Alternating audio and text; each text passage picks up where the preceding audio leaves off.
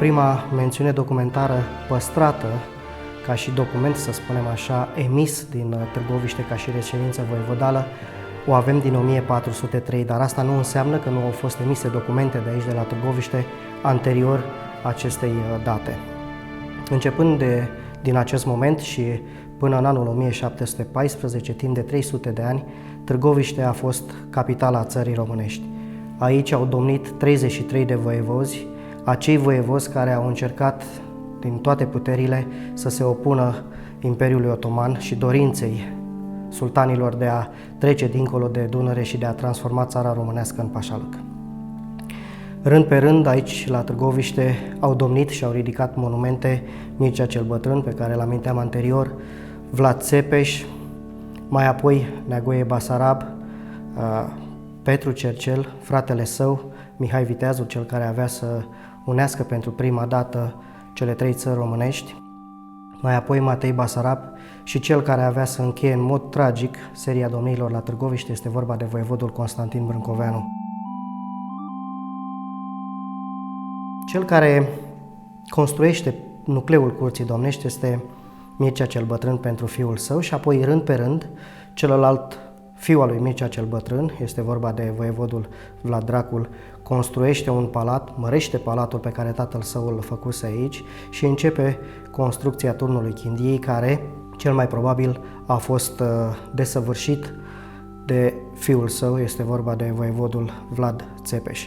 De asemenea, la curtea domnească în acea perioadă apare și o biserică Paraclis, evident nelipsită într-o curte domnească.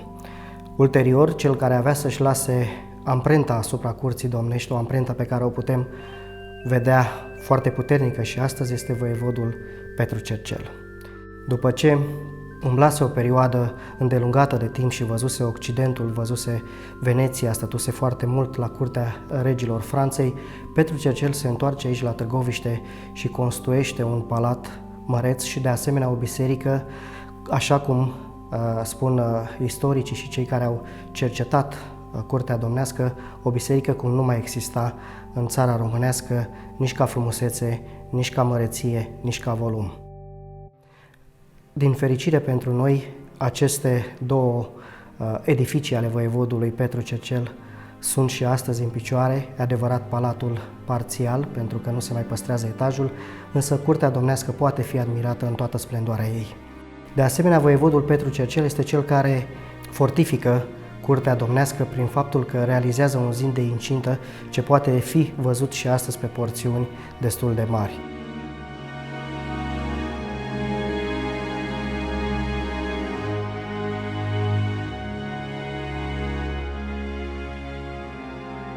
În timpul domniei lui Vlad Țepeș, curtea domnească de la Târgoviște începe să-și piardă puțin din importanță, în sensul că sultanii doreau cu orice chip ca voievozii să domnească la București, pentru că Bucureștiul era mult mai ușor de controlat. Se afla foarte aproape de cetățile fortificate de la Dunăre și în felul acesta turcii aveau un control asupra țării românești prin controlul efectiv pe care îl puteau avea asupra domnitorului. Însă, la Târgoviște au continuat să domnească acei voievozi care nu s-au supus sub nicio formă Imperiului Otoman și au căutat pe cât au putut să păstreze independența țării românești și a spațiului de la nord de Dunăre. De aceea, curtea domnească a fost tot timpul într-un iureș al istoriei, un iureș care vine din această dorință de a stăpâni la nord de Dunăre.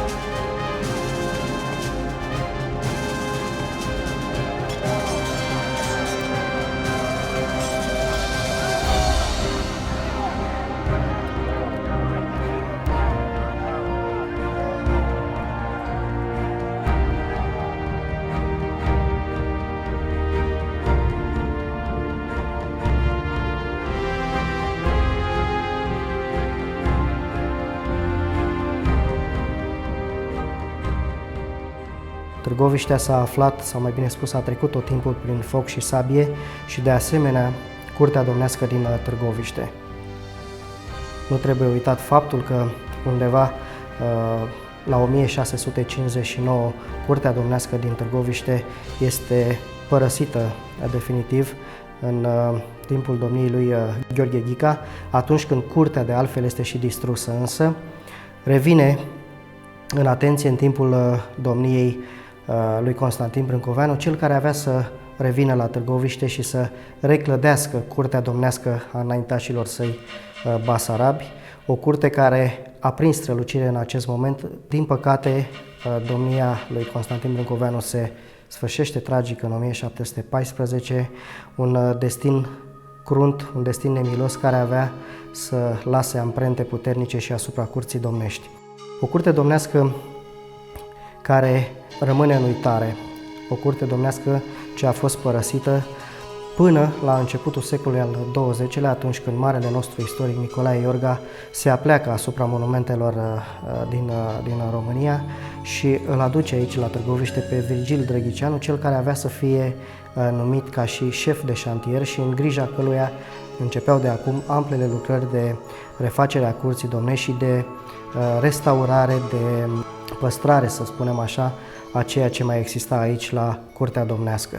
Rând pe rând, monumentele curții au intrat în refacere.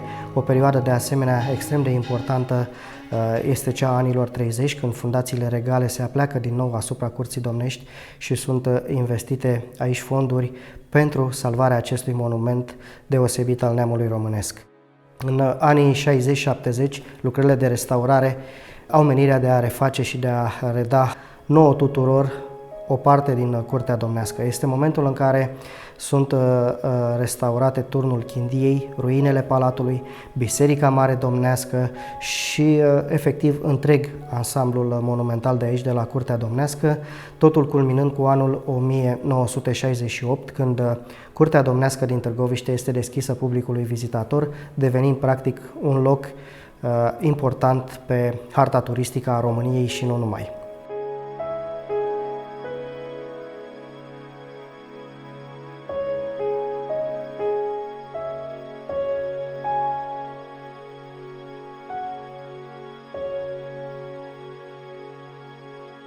Despre monumentele curții domnești este mult de spus. Voi încerca să vorbesc rând pe rând despre fiecare. Poate cel mai important monument al curții domnești este turnul Chindiei, pentru că el este o emblemă a Târgoviștei, o emblemă a județului și a spune că poate fi o emblemă a noastră a tuturor românilor. Turnul a fost ridicat de voievodul Vlad Țepeș în scopul apărării curții domnești. Turnul oferea suficiente valențe pentru ceea ce înseamnă o strategie de apărare a curții domnești și nu în ultimul rând, turnul Chindiei a avut în sine rolul de a fi încă de la început un simbol puternic, un simbol care să impună respect. Forma actuală a turnului Chindiei este puțin diferită de cea inițială, în sensul că undeva prin 1848 Gheorghe Bibescu este cel care revine asupra turnului, îl înalță puțin și realizează acest trunchi de piramidă care poate fi văzut și astăzi și mai târziu, în anul 1910, se face și acea intrare care există și astăzi cu scara respectivă, întrucât inițial accesul în turn se făcea din palat.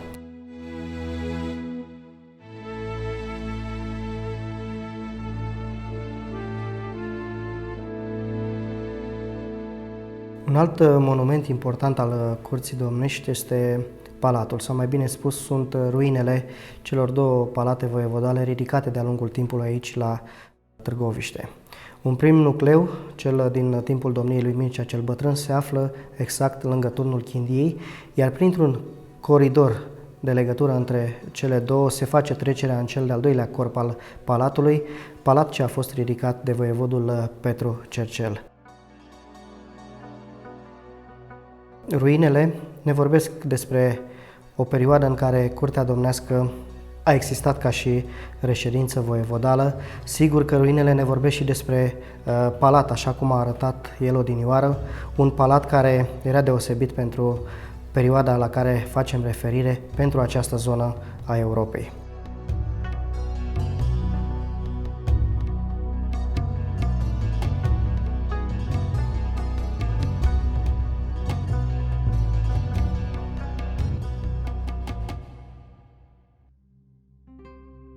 Imediat în apropierea palatului ridicat de voievodul Petru Cercel se află Biserica Mare Domnească.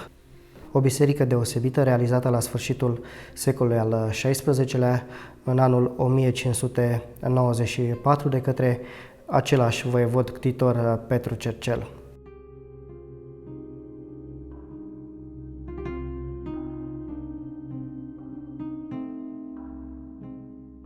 Biserica este impunătoare, este măreață pentru sfârșitul secolului al XVI-lea. De altfel, voievodul Petru Cercel, în desele sale vizite în Occident, a avusese ocazia să vadă arhitectura din această parte a Europei și a încercat aici, la Târgoviște, să aducă cât a putut din măreția palatelor occidentale.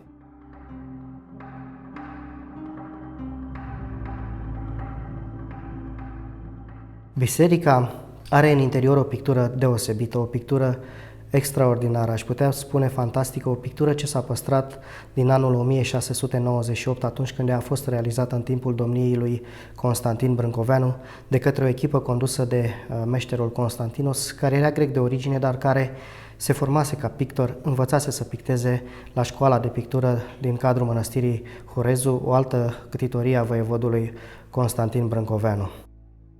Avem posibilitatea aici, în Biserica Mare Domnească de la Târgoviște, să întâlnim cea mai mare galerie de voievozi existentă într-un lăcaș de cult din România și tot aici, în Biserica Mare Domnească, mai putem vedea o serie de scene absolut fantastice.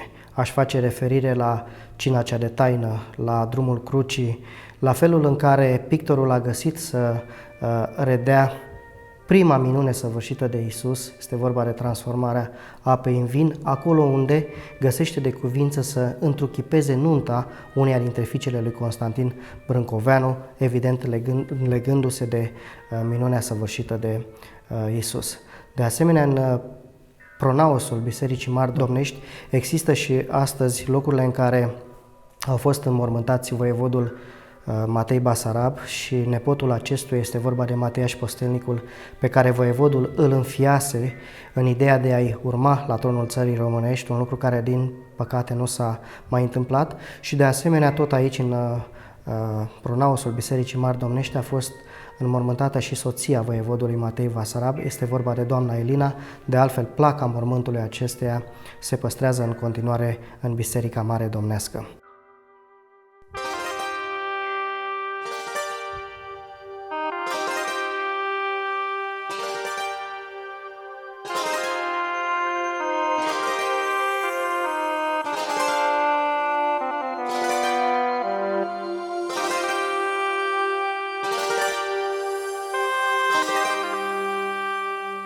Un alt monument important al Curții Domnești este Biserica Sfânta Vineri, despre care putem afirma fără să greșim că este singura biserică de secol XV existentă în spațiul extracarpatic, chiar aici, la Târgoviște, la Curtea Domnească.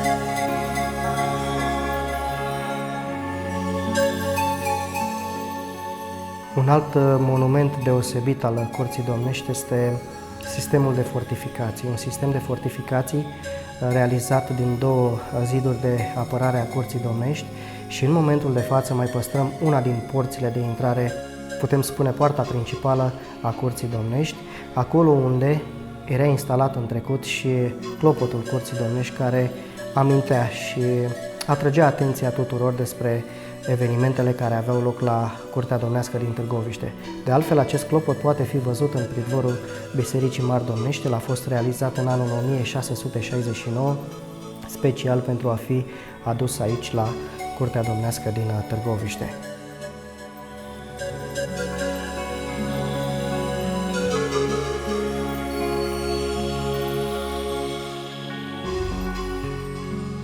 Nu aș vrea să trecem mai departe fără să amintim de Casa Domniței Bălașa, o casă care există și astăzi. Este compusă din 4 încăperi și a fost ridicată de domnița Bălașa pentru a fi de ajutor și sprijin celor care aveau nevoie în perioada respectivă. Este, practic, dacă vreți, echivalentul de astăzi al unui azil de bătrâni.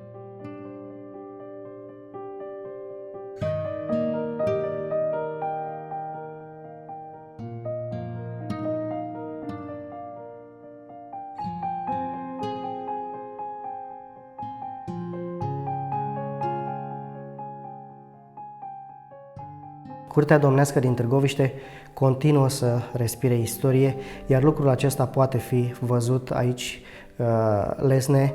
Este doar nevoie să facem o deplasare la Târgoviște pentru a vedea trecutul nostru, pentru a vedea o curte domnească restaurată printr-un proiect european care s-a încheiat în anul 2010, un proiect care a avut ca scop redarea curții domnești, restaurarea acesteia și aducerea curții cât mai aproape de ceea ce a reprezentat, de felul în care arăta în secolul al XVI-lea și în secolul al XVII-lea.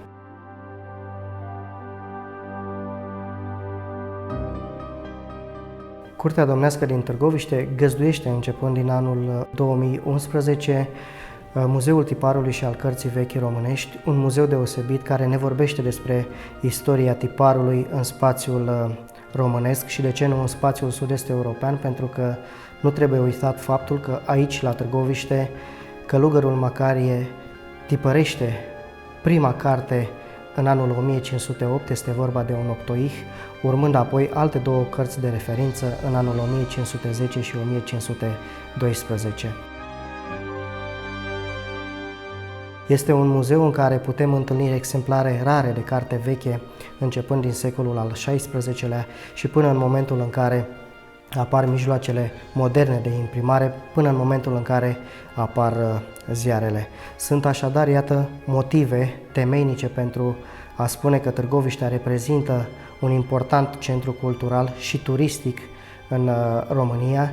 Este în sine un oraș deosebit, un oraș care respiră în continuare prin Curtea Domnească, prin monumentele sale, istoria acestei țări. Nu trebuie uitat faptul că Târgoviște nu înseamnă doar Curtea Domnească. Este cu siguranță cel mai important monument, cel mai important muzeu al orașului și al județului. Dar Târgoviștea înseamnă și bisericile monumente realizate în perioada Evului Mediu. Înseamnă de asemenea muzee, înseamnă Mănăstirea Dealu, acolo unde este cea mai importantă necropolă voievodală din țară. Târgoviștea înseamnă un oraș turistic, un oraș cultural, un oraș istoric. Invitația de a vedea Târgoviștea o facem cu mare dragoste, pentru că Târgoviștea, așa cum am spus și chiar cu riscul de a mă repeta, continuă să fie un oraș turistic, poate pe nedrept lăsat deoparte o perioadă, dar un oraș care își dorește în momentul de față să redevină acolo unde este locul în ceea ce înseamnă circuitul turistic din România.